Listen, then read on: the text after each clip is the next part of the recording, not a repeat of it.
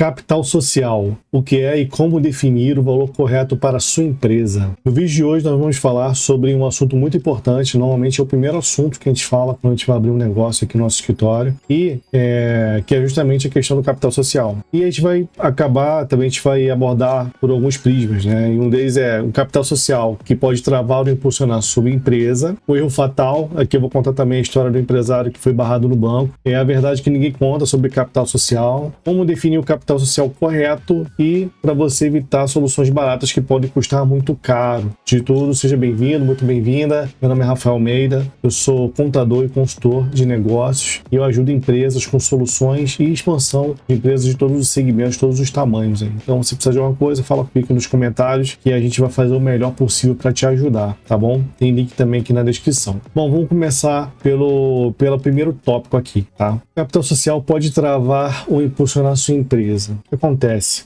Nós vivemos numa era, né, que os MEI são a grande maioria dos CNPJs aí pelo Brasil. E só que quando você trabalha, por exemplo, com uma empresa do Simples Nacional, quando você trabalha com uma empresa de pequeno porte, você tem que tomar um cuidado especial, tá? Como o MEI também, tá? Infelizmente, esse assunto acaba sendo negligenciado porque às vezes nem se sabe direito do porquê que tem que ter essa informação ali no contrato social da empresa, então ali na declaração do MEI, né, no certificado do MEI. O que acontece? Você tem uma empresa, né, que você, por exemplo, uma pequena indústria, um prestador de serviço, mas precisa de sustentar uma operação, né? E aí você coloca, né, que tem muito caso que a gente pega aqui no escritório de gente que abre uma empresa de capital social de R$50, tá? Aí passa 2 anos, você tem uma situação e precisa solicitar um empréstimo, ok? Qual é o risco do banco? Quanto que o banco ele tá entrando aí? Qual é o risco dele para ele poder te proporcionar um empréstimo, por exemplo? Não é só para banco, tá? Muitos fornecedores aí também,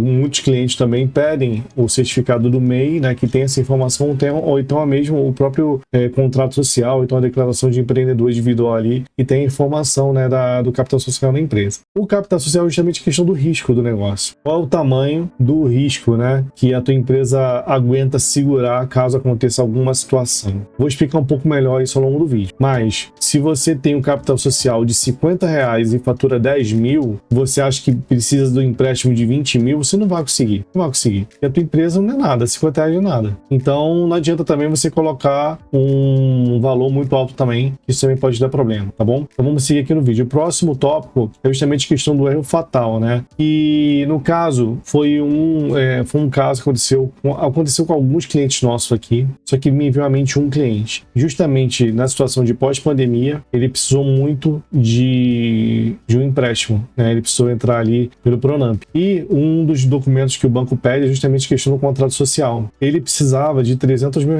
de empréstimo, né? E o capital social dele está em R$10 mil.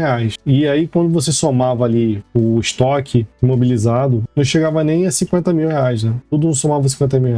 10 mil de capital social, 40 mil de restante do ativo da empresa, só sobrava passivo mesmo, né? Contas que a empresa tinha que pagar, incluindo dívidas com impostos, né? Lógico, ele não conseguiu o dinheiro que ele precisava, ele conseguiu um valor muito pequeno. A gente conseguiu fazer ainda uma negociação com o governo, conseguimos melhorar a questão dos gastos dele, mas o valor do capital social dele era muito pequeno para sustentar o valor que ele queria receber de empréstimo, né? Na verdade, ele queria fazer uma alavancagem, comprar algum imobilizado, né? Algum maquinário, alguns equipamentos, só que não foi possível com esse dinheiro, né? Ele teve que conseguir isso de outras formas. Então, isso poderia ter custado o negócio dele, né? Se não fosse essa consultoria que estava ali do lado dele o tempo todo, mas infelizmente não é com toda a contabilidade assim que as empresas costumam, né, contar. Então tem que ter muito cuidado com essa questão de capital social da empresa. A questão aqui agora, o próximo tópico, é justamente a verdade que ninguém conta sobre o capital social. Eu já disse algumas, né? Uma delas é justamente a questão para você conseguir crédito, tá? Que é uma das mais utilizadas, né?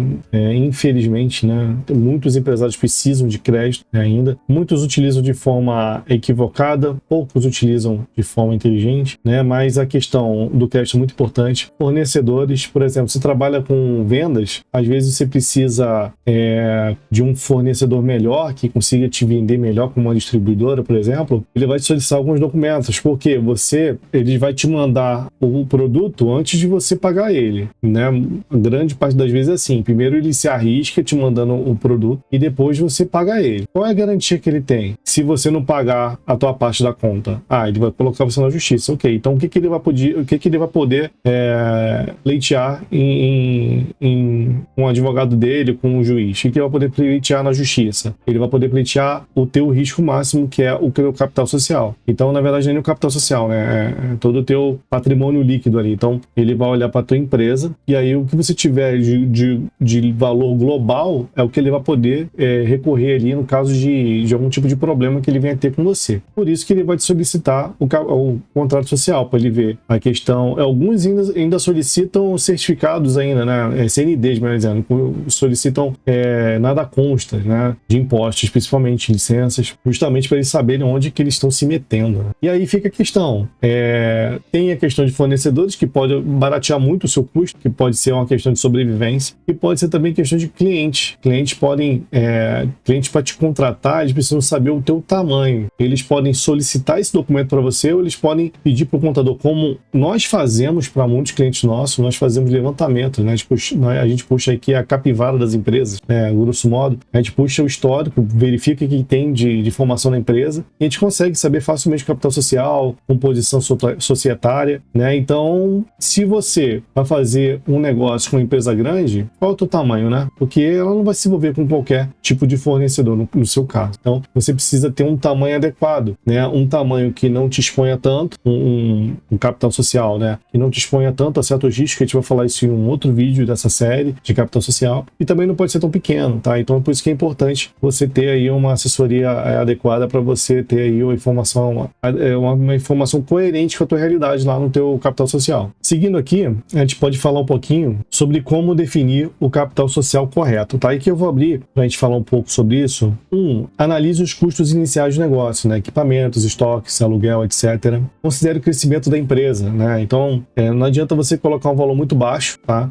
Se você já pretende crescer rápido. E quando você vai criar um negócio, você já tem uma noção, né? Se você está começando agora, você nunca aprendeu na sua vida, coloca um valor ali que você acha que que você vai precisar ali pelo menos nos próximos 3 a 6 meses ali para você botar a tua empresa em pé, tá? Se você trabalha sozinho, em home office, precisa só do teu maquinário ali mesmo, ali, computador, tela, uma impressora talvez, você bota um valor próximo disso aí, talvez multiplicado por 3 aí, para você, né, poder ter o teu fluxo de caixa ali também, básico ali. Mas, se você já sabe que vai montar, por exemplo, um unicórnio, não é um caso, né, mas você vai montar aqui uma empresa que vai crescer rápido e tem uma necessidade de capital rápido, elevado, você sabe que você vai ter que colocar um valor maior, então você tem que botar essa balança. Okay? Mas aí você já não vai ser mais novato, né? Vai ter alguém te assessorando melhor aí. E a questão também de você justamente buscar o equilíbrio, entende? Saber, né, onde é que você tá, o que você precisa exato para os meses iniciais do seu negócio ali, ok? E por último, gente, eu quero dizer aqui justamente para você evitar soluções baratas, né? Porque assim, você tem muito prestador de serviços de contabilidade, muito escritório, né? Tem sistemas de contabilidade online que até te dão até a legalização grátis para você poder, enfim, botar a tua empresa no ar. Só que isso pode custar caríssimo, né? Por exemplo, o assunto de capital social é um dos assuntos mais importantes que a gente trata aqui com os nossos clientes. Quando um cliente quer abrir uma empresa conosco, a gente já coloca no pacote o planejamento tributário, e esse planejamento tributário é permanente. Então, a pessoa abre a empresa conosco e fica com a gente continua monitorando ela o tempo todo. Então, qualquer passo fora do quadrado, a gente já dá uma ajustada com o cliente, já prepara ele para o próximo movimento, para ele não se expor. Então, se você vai, por exemplo, vou fazer uma legalização, eu vou abrir uma empresa e, poxa, ele vai me dar isso de graça para poder pagar a mensalidade. Ele não vai analisar o teu negócio. Não tem como ele analisar o teu negócio com o olhar de um consultor, porque ele vai ter poucas horas que ele vai poder dedicar ao teu projeto. Então, ele já vai botar para frente e já vai começar a cobrar mensalidade. E aí, o que significa? Significa que você pode começar a pagar 15,5% de imposto no Simples Nacional, por exemplo. 16,5% de imposto. Às vezes, se você tiver uma consultoria ruim, você pode nem entrar no Simples Nacional. Então, às vezes, você pode ser excluído do Simples Nacional no primeiro ano. E aí, você bota aí mais que o dobro do imposto, né? Isso é muito dinheiro, muito dinheiro. Você pagar de 6% para 15,5%, para 16,5% é um absurdo, né? Então, isso pode significar o fim do negócio. Muita gente, eu já peguei muito empresário e desistiu de ter empresa, justamente, e voltou a trabalhar com carteira assinada porque ficou traumatizado por uma consultoria ruim, ou então por um sistema contábil ou online aí que ele assinou para resolver o problema dele e só emitir nota. Não é assim que funciona, tá? Então, abrir uma empresa é coisa muito séria. Eu tô preparando uma série, eu vou colocar esse vídeo na playlist de gestão contábil aqui no canal. Não tendo dúvidas, fala comigo, tá bom? Comenta aqui e nos vemos na próxima. Gostou, curtiu? Até mais, tchau.